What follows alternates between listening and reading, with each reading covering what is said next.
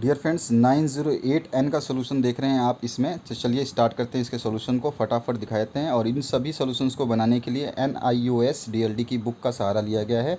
आप अपनी बुक से ज़रूर एक बार अपने आप को कंफर्म करें ताकि हमारे से भी और आपसे भी कोई मिस्टेक ना रह जाए। तो पहला क्वेश्चन जो है यहाँ पे, हिस्टोरिया शब्द किस भाषा का है? तो हिस्टोरिया शब्द जो है ग्रीक भाषा का है। बी ऑप्शन इसमें आपको करेक्ट करना है। उसके बाद में दूसरा क्वेश्चन जो है, विद्यालय समाज का दर्पण है, यह कथन किसका है? तो जॉन डीवी का है। ठीक है, जॉन डीवी का है। उसके बाद में आपका नेक्स्ट जो क्वेश्चन है, इसमें मूल्यांकन का आधार क्या है? तो मूल्यांकन का आधार जो विश्वसनीयता, वैधता, प्रभावशीलता, ये सभी हैं। इसके बाद में किसके अनुसार पाठ्य पुस्तक ज्ञान की शाखा एक प्रामाणिक पुस्तक होती है? तो ये NCERT के तहत बताया गया है। तो ये आप देखना है, सी ऑप्शन इसमें करेक्ट कर लेना है। मूल्यांकन द्वारा पता चलता है, किसका पता चलता है? तो छात्र की स्थिति का पता चलता है। ठीक है, व्यवहार का, परिवर्तन का, सामाजिक स्थिति का, सोच का, ये सब नहीं, केवल स्थिति का पता चलता है कि उसकी स्थिति कैसी है। तो यही आंसर जो है इंग्लिश मीडियम के लिए भी टिक किए गए हैं। जैसे पहले में ग्रीक, दूसरे में जॉन डीवी, और तीसरे में जो अभी बताया था आपको कि ऑल ऑफ दीज भरना है, तो ऑल ऑफ दीज भर देना है उसमें। चौथे में आपका NCERT आ जाएगा और पाँचवें में आपका पोजीशन ऑफ स्टूडेंट आ जाएगा। ठीक है, ये आपके सॉल्यूशन हो गए। अब आते हैं हम आगे रिक्त स्थानों की पूर्ति में। तो सामाजिक विज्ञान के अध्ययन से ज्ञान आधारित क्षमता का विकास होता है, ये आपको भरना है। बचपन बचाओ आंदोलन सन 1980 में शुरू किया गया था। पियाजे के अनुसार संवेदनात्मक गमक अवस्था की आयु जन्म से 2 वर्ष है और परियोजना विधि के जन्मदाता किलपैट्रिक हैं। उसके बाद में आपका साक्षात्कार एवं निरीक्षण गुणांक अनुसंधान मूल्यांकन के उपकरण हैं, ये आपको भरना है इस फिलअप्स में। और इसके बाद में हम चलते हैं इसके नेक्स्ट पार्ट पे। तो यहाँ पर एक शब्द या एक वाक्य में उत्तर जो आपको देने हैं उसके आंसर्स देखते हैं। उस परिवर्तन को ही सामाजिक परिवर्तन मानेंगे जो सामाजिक संबंधों में हो, यह परिभाषा किसकी है? तो ये परिभाषा डेविस की है। उसके बाद में ज्ञान के निर्माण का एक तरीका उपागम लिखिए, यानी कि उस कौन सा लिखना है आपको, तरीका लिखना है, तो प्रयोग करना आप लिख सकते हैं, वो तरीका है। उसके बाद में अच्छी शिक्षण विधि की एक विशेषता लिखिए, तो अच्छी शिक्षण विधि में आपकी स्पष्टता होनी आवश्यक है। उसके बाद में खोज विधि को अन्य किस नाम से जाना जाता है? तो खोज विधि का दूसरा नाम अन्वेषण विधि भी है। उसके बाद में पांचवा है, इकाई योजना की कोई एक परिभाषा लिखिए, तो किसी विषय वस्तु को क्रमबद्ध रूप से प्रस्तुत करना ही क्या है? इकाई योजना है। आप आराम से सिंपल लैंग्वेज में इसको लिख सकते हैं। ठीक है, आगे बढ़ते हैं नेक्स्ट जो क्वेश्चन है उसकी तरफ, उसके आंसर्स की तरफ। तो यहाँ पर है आपका पाँचवा नंबर क्वेश्चन, जिसमें परंपराओं से क्या आशय है, और पांचवा है भूगोल का अर्थ एवं परिभाषा आपको लिखना है। तो चलिए हम चौथे क्वेश्चन को देखते हैं। चौथे क्वेश्चन में आपका है, परंपरा सामाजिक विरासत का वह अभौतिक अंग है जो हमारे व्यवहार के स्वीकृत तरीकों का घोतक है और जिसकी निरंतरता पीढ़ी दर पीढ़ी हस्तांतरण की प्रक्रिया द्वारा बनी रहती है। परंपरा को सामान्यतः अतीत की विरासत के अर्थ में समझा जाता है। कुछ विद्वान सामाजिक विरासत को ही परंपरा कहते हैं। पांचवा क्वेश्चन जो था, आपको भूगोल को परिभाषित करना है। तो भूगोल या जियोग्राफी दो यूनानी शब्दों से मिलकर बना है। जियो का अर्थ होता है पृथ्वी और ग्राफिया का अर्थ होता है लिखना या वर्णन करना। ठीक है, अतः सामान्य भाषा में भूगोल वह विज्ञान है जो पृथ्वी के धरातल का वर्णन करता है। ठीक है, अब आते हैं हम छठे क्वेश्चन पे। तो छठा क्वेश्चन जो है आपका नीचे की तरफ दिया गया है, मैं नीचे दिखा देता हूँ आपको। ये यहाँ पर आपके छठे क्वेश्चन है, कारण और प्रभाव का अर्थ लिखना है, खोज विधि के कोई 2 लाभ लिखने हैं, सामाजिक विज्ञान की पाठ्यपुस्तक तैयार करने हेतु मार्गदर्शन सिद्धांत क्या है, और उत्तम पाठ्यपुस्तक के चयन से संबंधित 2 बिंदु लिखने हैं। तो चलिए इसके आंसर्स देखते हैं। तो यहाँ पर आपका जो 6 नंबर आंसर है इसमें है, जब कोई प्रक्रिया या प्रावस्था किसी दूसरी प्रक्रिया या प्रावस्था को उत्पन्न करती है तो इसे कारणता कहते हैं, और जो प्रक्रिया प्रावस्था उत्पन्न करती है उसे प्रभाव कहते हैं, तथा प्रभाव को उत्पन्न करने वाली प्रक्रिया या प्रावस्था को कारण कहा जाता है। थोड़ा सा डेफिनेशन जो है आपस में मैच जो कर रहा है, ये क्या कर रहा है कि इसमें आपको एक के ऊपर दूसरा डिपेंड है। ठीक है, उसके बाद में आते हैं हम सातवां जो क्वेश्चन है, इसमें आपसे जो पूछी गई है वो बताना है। तो यहाँ पर जो सातवें क्वेश्चन का आंसर हो जाएगा, यह प्रेरणा सक्रिय भागीदारी और रचनात्मकता को प्रोत्साहित करता है।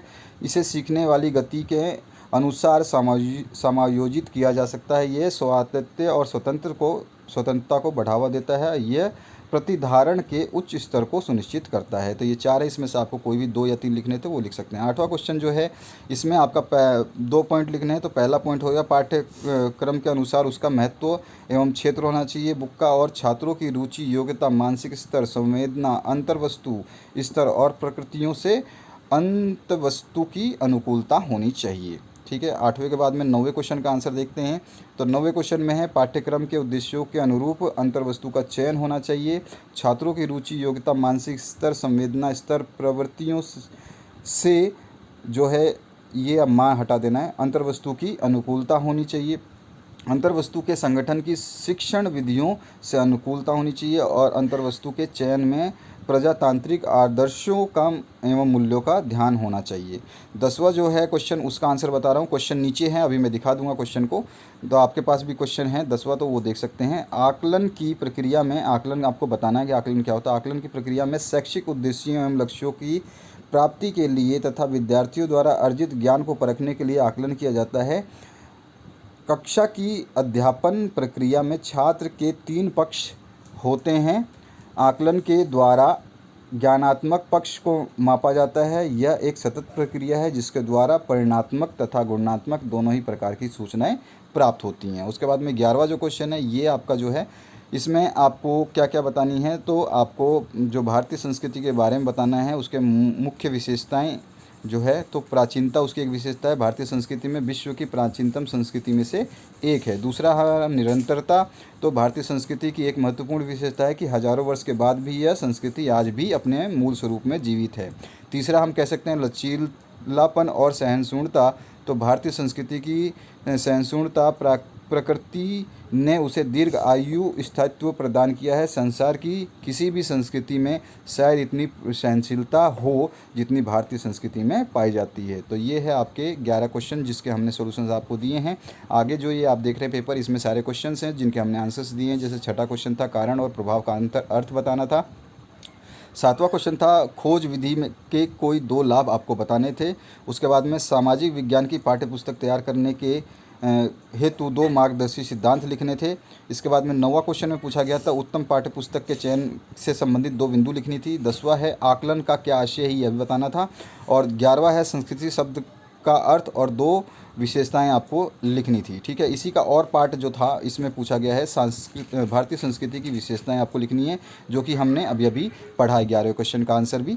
ठीक है, अब आते हैं 12वां क्वेश्चन क्या है। तो 12वें क्वेश्चन में आपको ये क्वेश्चन इसलिए बता रहा हूँ जो स्टूडेंट्स अपना ये क्वेश्चन पेपर देखना चाहते हैं, जिनके पास ये क्वेश्चन पेपर नहीं है वो उसको देख सकते हैं, बाकी के आंसर्स मैंने बता दिए। समुदाय का अर्थ एवं महत्व लिखना है। उसके बाद में और ऑप्शन में है समुदाय और सामाजिक समूह में अंतर स्पष्ट करना है।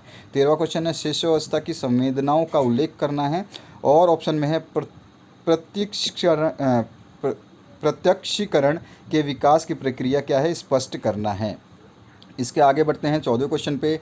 इसमें सामाजिक विज्ञान की प्रकृति स्पष्ट कीजिए, अथवा में है सामाजिक विज्ञान के क्षेत्र का वर्णन कीजिए। 15वां क्वेश्चन है अवधारणा निर्माण की विधियों का वर्णन कीजिए, और ऑप्शन में है सामाजिक सांस्कृतिक संदर्भ में उच्च प्राथमिक कक्षाओं में अवधारणा निर्माण की प्रक्रिया का उल्लेख कीजिए।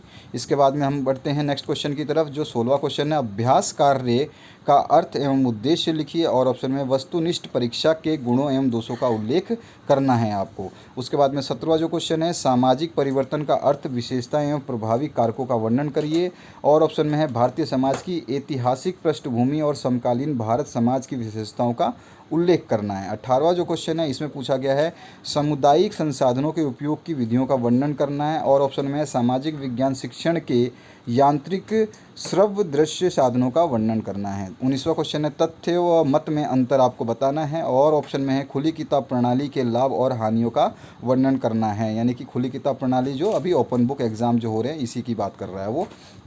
इसके बाद में हम देखते हैं इसके आगे का क्वेश्चन। तो अगला क्वेश्चन जो है इसमें पूछा गया सतत मूल्यांकन के क्षेत्र एवं प्रकारों का वर्णन करना है, और ऑप्शन में जो है छात्र प्रोफाइल, विद्यालय कैलेंडर और पृष्ठ पोषण में किन्हीं 2 पर संक्षिप्त टिप्पणी लिखनी है। यानी कि आपको छात्र विद्यालय कैलेंडर और पृष्ठ पोषण, इन तीनों में से कोई भी दो को चूज़ करना है, उस पर टिप्पणी लिख देनी है। ठीक है, तो ये था आपका क्वेश्चन पेपर पूरा का पूरा, जिसके सॉल्यूशंस भी आपने देखे हैं। आशा करता हूँ इस वीडियो से आपको कुछ हेल्प ज़रूर मिलेगी, और बाकी सब्जेक्ट के सॉल्यूशंस देखने के लिए आप इसी वीडियो के डिस्क्रिप्शन बॉक्स में जो आपके MP DLD BST exam papers की पहली प्लेलिस्ट है उसमें आप जाएंगे तो आपको सारे सॉल्यूशंस मिल जाएंगे, और एक आधे सॉल्यूशंस जो आपके अगर बचे हुए हैं तो वो भी अपलोड किए जा रहे हैं, उनको भी आप उसी में पाएंगे। तो आप इसको सारे को सब्जेक्ट को देख सकते हैं इसी वीडियो के डिस्क्रिप्शन बॉक्स में जा करके। अगर आपको डिस्क्रिप्शन बॉक्स खोलना नहीं आता तो अभी जो आप वीडियो देख रहे हैं, चैनल का नाम जो है उस आइकन पे क्लिक करिए, चैनल के नाम पे आपके सामने पूरा चैनल खुलेगा और उसकी सारी वीडियोज़ आपके सामने होंगी, उनमें से जो आपको वीडियो की आवश्यकता है उनको देख सकते हैं। तो आशा करता हूँ आपको इससे काफ़ी मदद मिलेगी। ये सारी जो आंसर की है ये NIOS DLD की बुक के द्वारा बनाया गया है। Thank you very much for watching this video.